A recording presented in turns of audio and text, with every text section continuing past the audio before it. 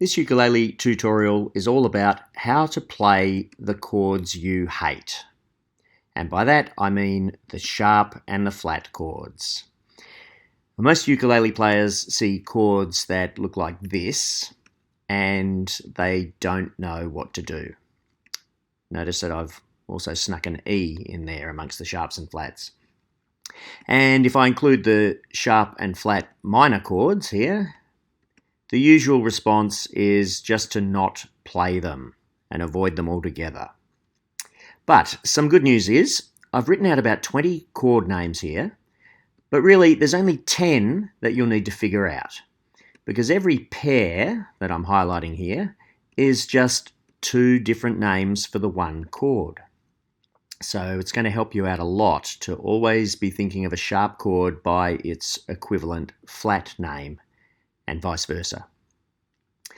But also, the good news is this tutorial is going to show you how to figure them out by using 3-string versions of shapes that you already know. Now, I don't know why more ukulele tutorials and lessons online don't talk about playing 3-string versions, because it's a really useful technique and it makes a lot of these chords just so much easier. So I'm going to draw this diagram of a ukulele fretboard where the open string tuning is G, C, E and A. And we'll start in alphabetical order with A chord. And you know that it's shaped like this, which changes the bottom two strings to an A and a C sharp. The other two strings are the open E and A. So the shape of an A major chord actually looks like this. Now, you notice that we're doubling up on the A note on the top and the bottom string. It's exactly the same pitch note, so one of them's redundant, and it's possible to play an A chord with just these 3 strings. The notes A, C sharp and E are all you need to play an A major chord. So the next chord will be an A sharp. And sometimes players see this and they don't know what to play, not realizing that it's the same as a B flat, which they're usually more familiar with. So a B flat is this same shape here, just moved up 1 fret. So the notes are now B flat, D, F, and B flat again. And once more, you can play this chord by just using 3 strings because it has the B, the D, and the F. Now, most people actually play this shape with all 4 strings. It's actually quite easy to bar the top 2 strings like this with your index finger. So it's usually played like this, but it's just handy to know that you could choose not to play either the top or the bottom string, and you wouldn't lose anything. The chord would sound exactly the same.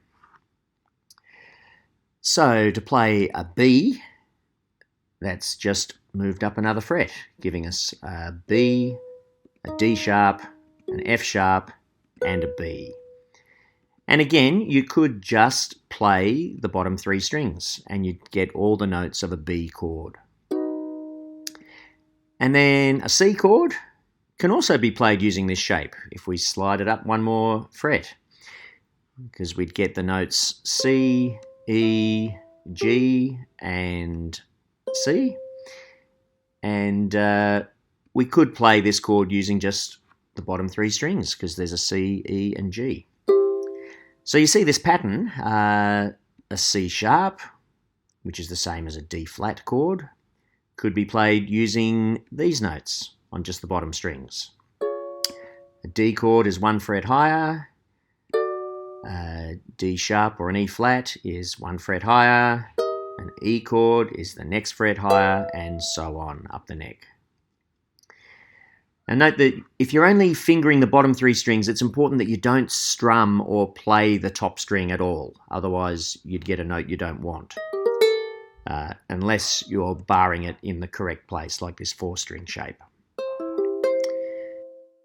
Now this C shape is a very useful one to know, but of course everyone knows the simple version is to play it like this, with one finger on the top string C and the open strings giving you G, C and E. So really the shape that you're playing looks like this. And you'll notice that an even simpler way to play a C would be to not even fret anything and just play the bottom three strings, because that gives you C, E and G, which makes a C major chord. You don't actually need to fret anything if you don't play that top string. The two C's here are different though. The one on the top string is an octave higher, so the chord does sound better with all four strings, but it's not actually necessary. So to play a C sharp, or you might see it written as a D flat, this shape is going to be moved up one fret. The notes are now A flat, D flat, F and D flat. And once again we can play the chord with just the bottom three strings, using one finger across all the frets.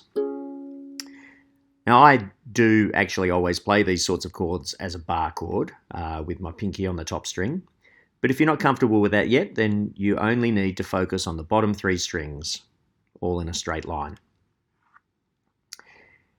A D chord is one fret higher. The notes are A, D, F sharp and a high D if you play it like a bar chord. But many people play the top string as open, which gives them a repeated A note. But you can see it doesn't matter which option you choose, because they're both repeated notes. And all you need for a D are these bottom three strings, because you've got the A, the D and the F sharp, and the other two strings are just optional repeated notes. So the next chord will be a D sharp, and remember that could also be written as E flat, and the whole shape is just one fret higher. B flat, E flat, G, and either another B flat or a higher E flat. But the easy version is just these three notes on the bottom three strings. And then the dreaded E chord is just going to be the same thing, one fret higher. B, E, G sharp, and either another B or a high E. But the chord is contained in the bottom three strings on the fourth fret. And then we'll go as far as F, one fret higher. That's C, F, A, and a C or a high F. And the chord can be played simply with these strings on the fifth fret. So you can see the pattern. An F sharp or a G flat could be found here on the 6th fret. A G can be found on the 7th fret, and a G sharp or an A flat on the 8th fret, and so on. Each time you're only playing the bottom three strings and you're not playing the top string at all. So we got as far as F, which you can see here, but we also obviously know a different, much more familiar shape for F here. And the notes are A, C, F, and A. And the two open notes are the C and the top A. So this is really the shape that you're playing. And once again, we've got repeated notes. Both the top and the bottom strings are exactly the same note. So we only really need to play three strings. And if we think of it as these three strings, you'll notice that it looks like the G shape that we know.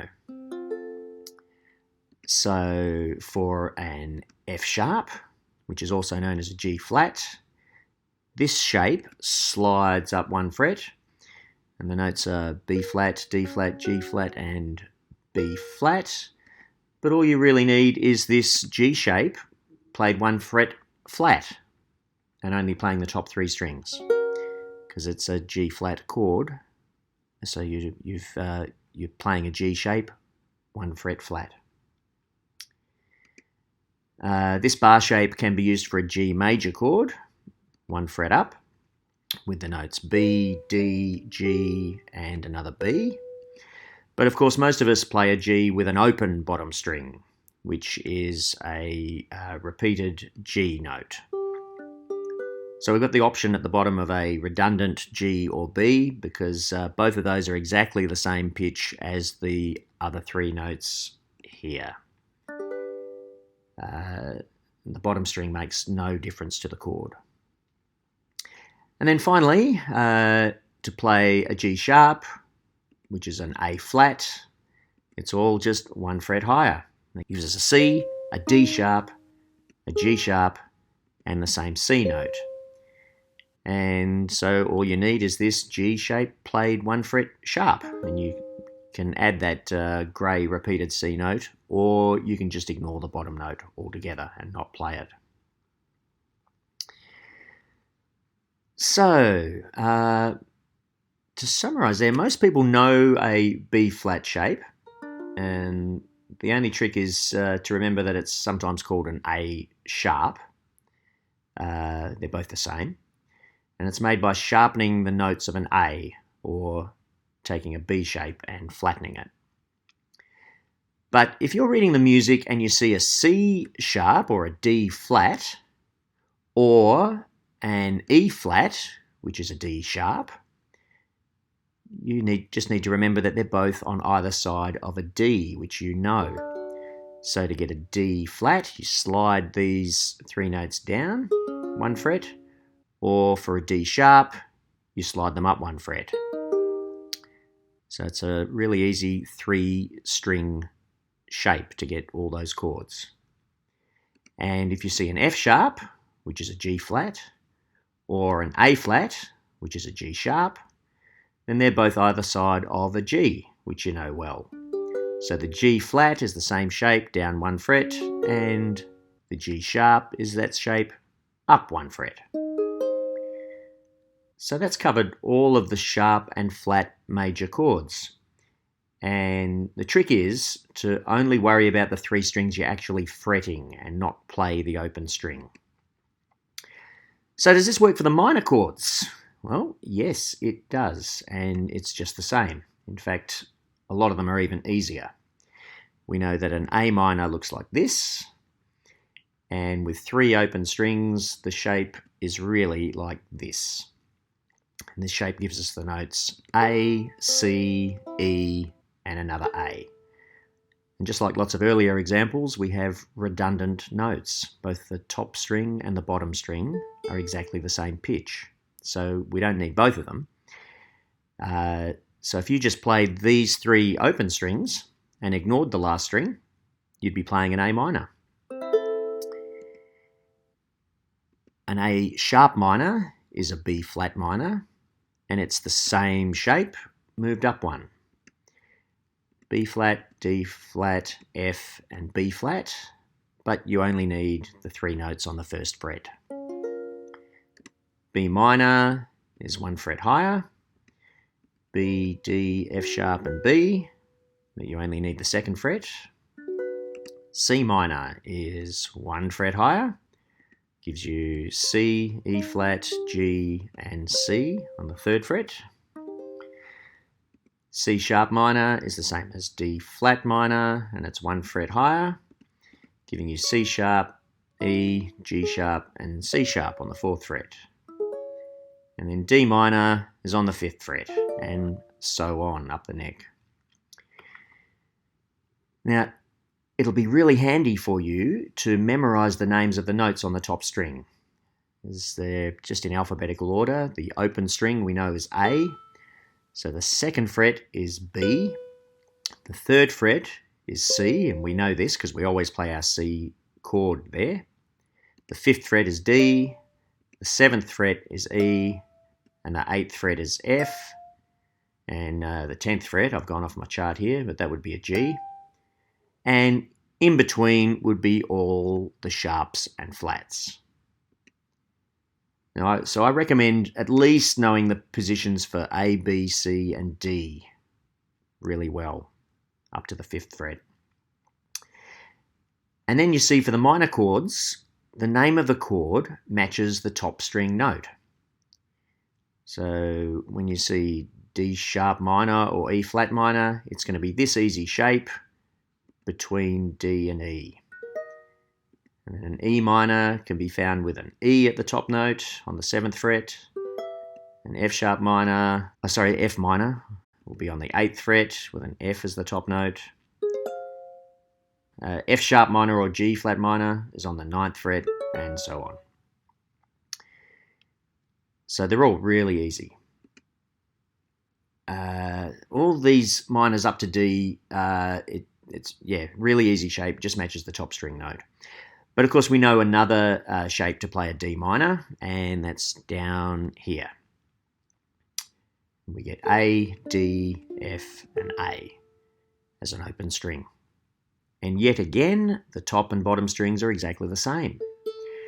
So we only need 3 of these. We don't need both the A's. And we could use this angled shape at the bottom 3 strings to play all the next few chords, but it's easier to realise that with the open string, it looks like a straight diagonal line, just like an E minor, but 2 frets lower is your D minor. So for a D sharp minor or an E flat minor, this shape will move up 1 fret, and all you need are the red notes on the top 3 strings. So it's worth understanding that you could play the bottom 3 strings like as if this is a sharp D minor shape. You'd still get the notes B flat, E flat, and G flat. But I think it's easier with this B flat on the top string to imagine it as a flat E minor shape and play the top 3 strings. It's a bit less cramped to play.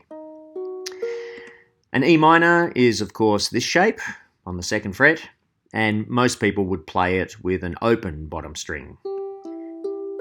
So you've got either a G or a B, and then an E, a G, and a B, and you don't actually need the bottom string at all. F minor is just this E minor moved up 1 fret.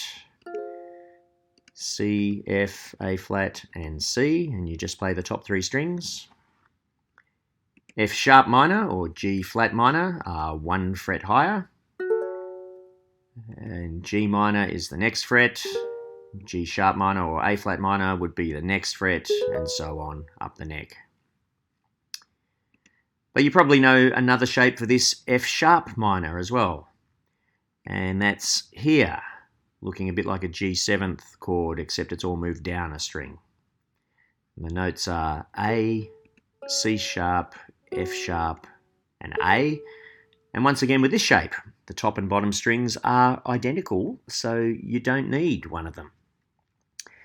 If you look at the top strings with the open A, you notice that this looks like a G minor moved 1 fret down.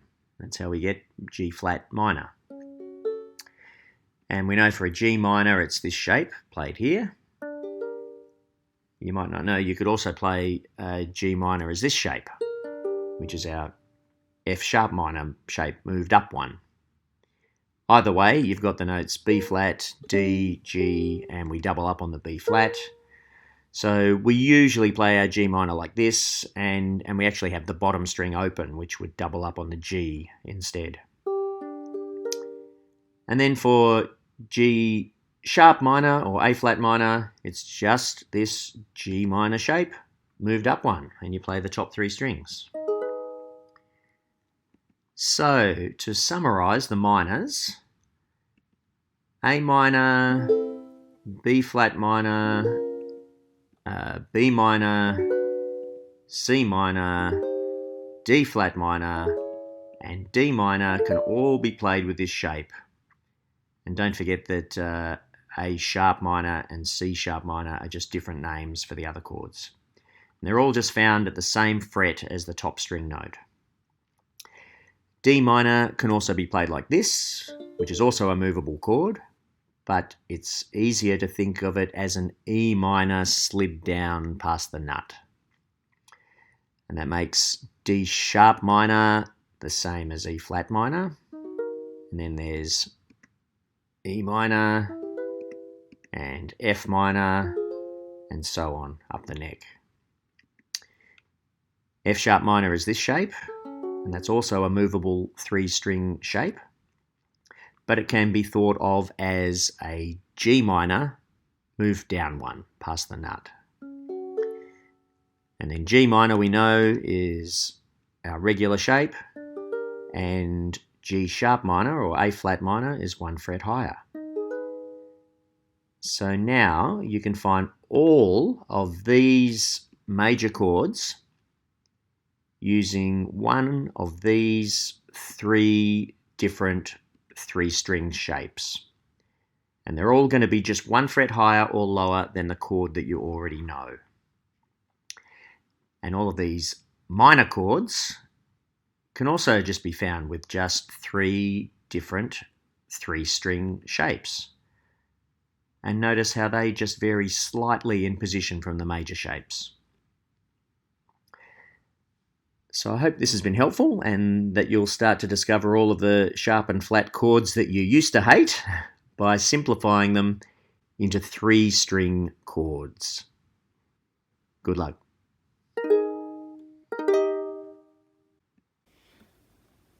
Okay, now we understand how we can play lots of chords with just the 3 strings. We need to look at a bit of a technique on how to just play 3 strings and avoid playing the 4th string, because we're so used to just hitting all the strings at once without really thinking about it. But this time we need to be a bit more precise, whether we're hitting the top 3 strings or the bottom 3 strings. For instance, say if I'm playing an E minor in this position, and then it wants to go to an F minor and an F sharp minor. You can hear if I'm strumming all 4 strings, I'm getting this note that I don't want. I only want it for the E minor chord, but it sounds bad. It sounds really bad there. So I'm trying not to play this bottom, the G string. I just want to play these 3 strings. So sometimes it could be a matter of picking it. Like sometimes I'll have all 3 fingers on, or 3 fingers on each of these strings. So I'm just sliding an E minor shape up and down to get the different E minor, F sharp minor. But yeah, I'm just plucking there. Sometimes you see my thumb is resting on this string to deliberately deaden it. I'm muting it.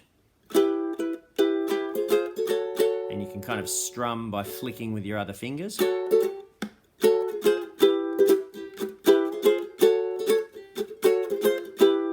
And I'm making sure that this string doesn't ring unless I want it to. Yeah, there's...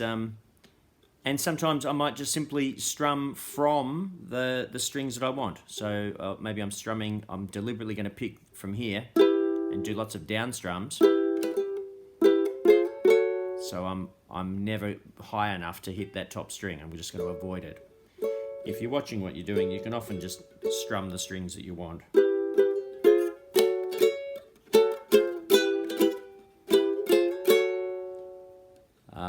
Yeah, depend any sort of chord, a G shape, down to a G flat. I don't want to hit that note.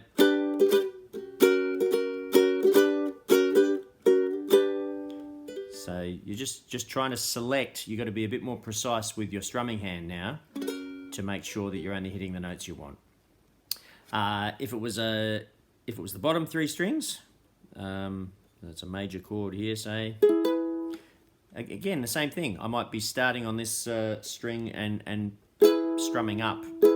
So I'm only playing, I'm not hitting the, oh, that was what I was doing before, wasn't it? Hitting the bottom string? No, I don't want to hit the bottom string. I want to hit the bottom string this time, so I can't mute it with my thumb. Sometimes I can mute it with fingers in my fretting hand, because often I just want to bar it. They're the notes I want.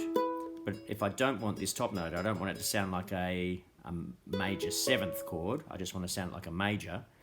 But any other finger just slightly touching the string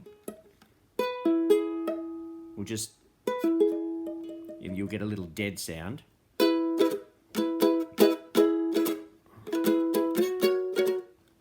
So, but it's a combination of both. You're sort of deadening the string that you don't want to touch, and you're also trying to avoid it with your strumming hand. So that's something to practice. Either picking the bottom 3 strings or the top 3 strings, because in one position there, I can hold that, these 3 strings are going to be minor, and these 3 strings are going to be major. There'll be 2 different chords, but it's actually really handy to, you'll find lots of really cool chord changes just by realizing that you don't need to play all 4 strings at once. All right, good luck. Have a go at that. Cheers.